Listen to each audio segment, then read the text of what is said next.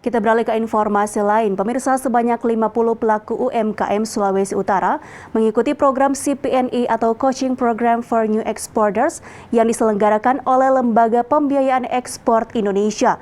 Dengan program ini diharapkan para pelaku UMKM di Sulawesi Utara bisa melakukan ekspor. Lembaga Pembiayaan Ekspor Indonesia atau Indonesia Exim Bank yang berada di bawah naungan Kementerian Keuangan Republik Indonesia terus mendukung pemulihan ekonomi melalui pemberian dukungan peningkatan kapasitas usaha mikro kecil menengah khususnya di Indonesia Timur.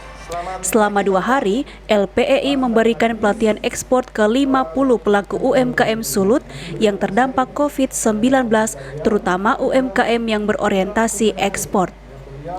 Melalui program ini diharapkan para UMKM dapat melakukan ekspor, mampu mengelola bisnis lebih baik, dan memperkuat relasi.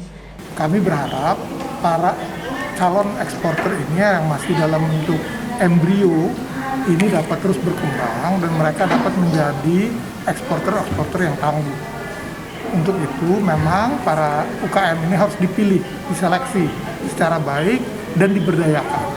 Nah, di sini laporan pemerintah daerah, mereka yang menginisiasi awal, kami memberikan pelatihan dan di kemudian hari kerjasama kita berdua ini kami berharap dapat menghasilkan eksporter yang tangguh.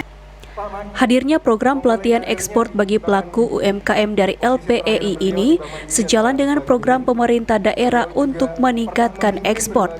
Hal ini disampaikan Praseno Hadi selaku Asisten Bidang Perekonomian Sulawesi Utara yang hadir mewakili Gubernur. Jadi ini sangat membantu para UMKM di Sulut untuk dia berbenah diri dan siap untuk go internasional ekspor terutama. Dan ini sangat mendukung juga program pemerintah Provinsi Sulawesi Utara yang selama ini menggalakkan ekspor. Dan alhamdulillah tahun ini ekspor kita positif, neraca pembayaran kita positif, dan tahun lalu hampir 777 juta US dollar. Bulan ini sudah tercapai, kita berharap sampai akhir tahun jauh meledak. Sekedar informasi, nilai ekspor Sulut di tahun 2020 mencapai 770 juta US dollar dan bulan September 2021 ini sudah tercapai.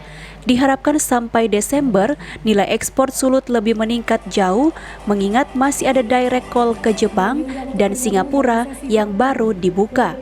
Serta telah dibukanya Bandara Samratulangi sebagai salah satu pintu masuk internasional selain Bandara Soekarno-Hatta. Paul Bawole melaporkan untuk Kawanua TV.